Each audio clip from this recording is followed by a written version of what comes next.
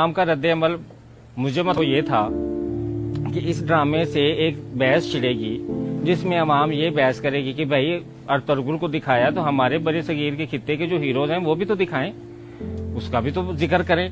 लेकिन वो कहानियां तब बताएं जब मुल्क से मोहब्बत हो। ये कहानी मुल्क से मोहब्बत की है और इस मुल्क में कौन मुल्क से मोहब्बत करता है मुझे बता दें। किसका ख्वाब, किसकी ख्वाहिश है पाकिस्तान में रहने की? पाकिस्तान को लूटने की सबकी ख्वाहिश है, इसमें रहने की किसी की ख्वाहिश नहीं, ना कोई यहाँ रहना चाहता है। वो तो पता नहीं कब पाकिस्तान की नस्ल पैदा होगी जो पाकिस्तान से मोहब्बत करेगी, जो कहेगी कि हम अंग्रेजी को नहीं मानते, हम उर्दू को मानते हैं। वो जो कहेगी कि हम हैरी पॉटर को नहीं मानते, हम तो राजा रसालू के किस्से सुनाते हैं। वो जो आके अंग्रेज जब हैरी पॉटर लेके आएगा तो हम राजा रसालू रखेंगे कि इधर आओ मैं उसके किस्से तुम्हें सुनाती हूँ। जब अंग्रेज आके अपने हीरोज दिखाएगा तो तब हम दिखाएंगे कि राव नवाज खरल ने, पीर पगारा ने कैसे तुम्हारे खिलाफ तहरीक की और कैसे तुम लोगों ने सरेआम फांसी भी दी तो वो डरे नहीं, वो आगे झुके नहीं। वो भी तो कहानियां हमारे खित्ते की हैं, वो कहाँ की कहानियां, लेकिन वो हमें नहीं पता। तो हमें क्यों नहीं पता? क्योंकि हम अंग्रेजों के गुलाम जो ठहरे। हम तो इस इंतजार में कि कब हमें कोई मौका मिले, कोई चीज इंपोर्ट करने का नहीं मिलता तो खुद तो एक्सपोर्ट होने का मिले ना। या बाप माँ की चूड़ियां सोने की बेच जाऊं या बाप की जमीन बेच जाऊं अंग्रेजों की तलवे चाटने के लिए, वहां उनके बर्तन जूठे साफ करने के लिए, और वहां उनकी मैं वो लेट्रीने साफ करूं और साफ करके वो जो पैसा हो वो मैं आके तो घर मुजरा करवाऊं और मुजरा पाकिस्तान में आके मुजरे पड़ाऊं कि देखो मैं अंग्रेज की गुलामी करके आया, देखो मेरी शानो शौकत।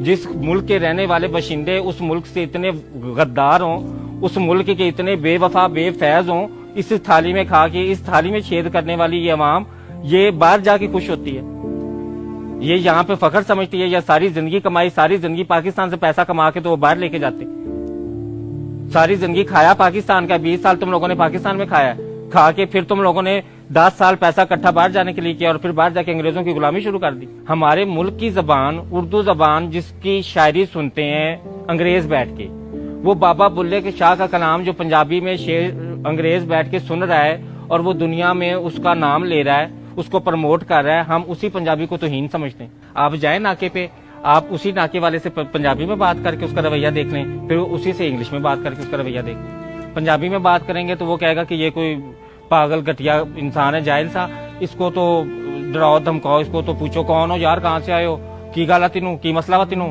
कौन आ तू, कार्ड वखा, ये वखा, कित्थों आ।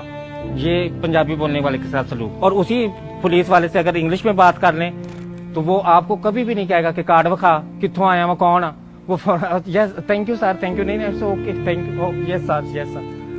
दफ्तर में चले जाएं नौकरी लेने के लिए, इंग्लिश आती नहीं सर, चलो जाओ तुम्हें नौकरी नहीं मिलेगी, अंग्रेज का गुलाम ही नहीं है, जाओ गुलामी के लिए अंग्रेजी सीख के आओ। तलवे कैसे चाटने हैं? कब हम कहेंगे कि मैंने फेयर एंड लवली नहीं, मैंने तिब्बत क्रीम लगानी है?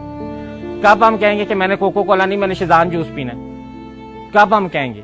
कोको कोला भी जहर ही है, चीनी है। शिजान जूस में भी तो इतनी चीनी जहर नहीं होगी जितनी कोको कोला पिला, वो हमें शौक है पीने का। लेकिन हमने तिब्बत क्रीम नहीं लगानी, हमने फेयर एंड लवली क्रीम लगानी है। और लगानी क्यों है? क्योंकि जी अंग्रेज गोरा है तो हमने तो गोरे होना है।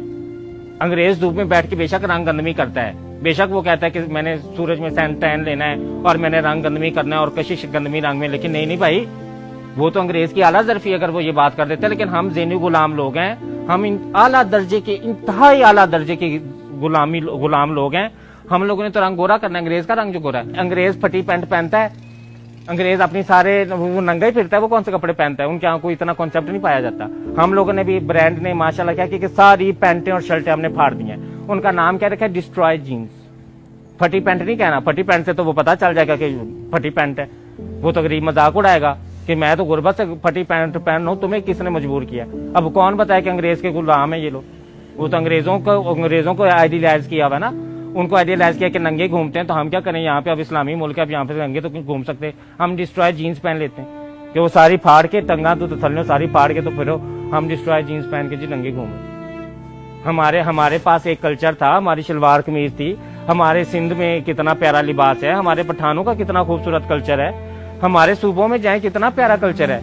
अंग्रेज बाहर से आता है पैसे भर के ये कल्चर देखने, यहाँ पे डॉक्यूमेंट्रियां बना रहा है, यहाँ पे फिल्म बना रहा है। हमारे पास जितनी भी चीजें देख लें, ये हमारा माइंडसेट है, बाहर से आया है। हमारे पास ये माइंडसेट इतना ज्यादा स्ट्रांग हो गया कि दुकानदार मार्केटिंग के लिए लफ्ज क्या इस्तेमाल करता है, बाजी बाहर तो आया हुआ, बाजी पाकिस्तान का नहीं बाहर दावा, एक कपड़ा बाहर दावा बहुत अच्छी क्वालिटी दवा, बाजी है फोन बाहर दावा बहुत अच्छी क्वालिटी दवा, ये पाकिस्तान का नहीं है। हम अपनी अवाम रोज हम लोग ये सुनते हैं अपने कानों से कि ये पाकिस्तान का नहीं है। हम सवाल नहीं करते, हमें शर्मिंदगी तो है ही नहीं ना। वो गालिब ने कहा था, कहा भी किस मुंह से जाओगे गालिब, शर्म तुमको मगर नहीं आती। हमें तो शर्म आती नहीं है। पहले तो एक ट्रेंड ये होता था कि हमने अगर किसी को शो मारनी होती थी ना तो हम कहते थे इम्पोर्टेड है, लोकल पाकिस्तान की नहीं, इम्पोर्टेड है। पहले हम ये लफ्ज इस्तेमाल करते ना, हर चीज इम्पोर्टेड।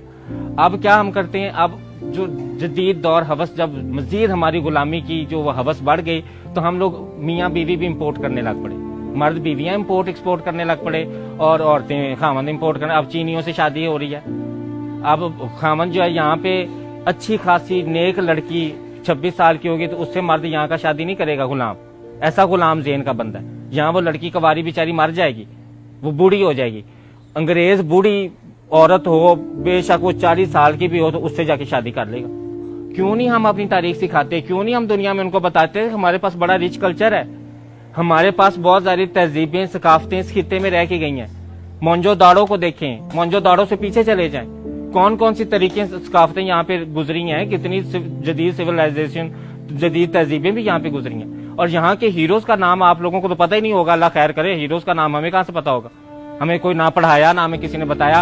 हमें शुरू से बताया कि बेटा अंग्रेज के तुम गुलाम हो, अंग्रेज की दी हुई हर चीज को तुमने पसंद करना है। बड़े सगीर की तारीफ पढ़े, फिर कोई ड्रामा ऐसा बनाए, ऐसा अजीम पैसा लगा के ऐसा प्यारा ड्रामा बनाए।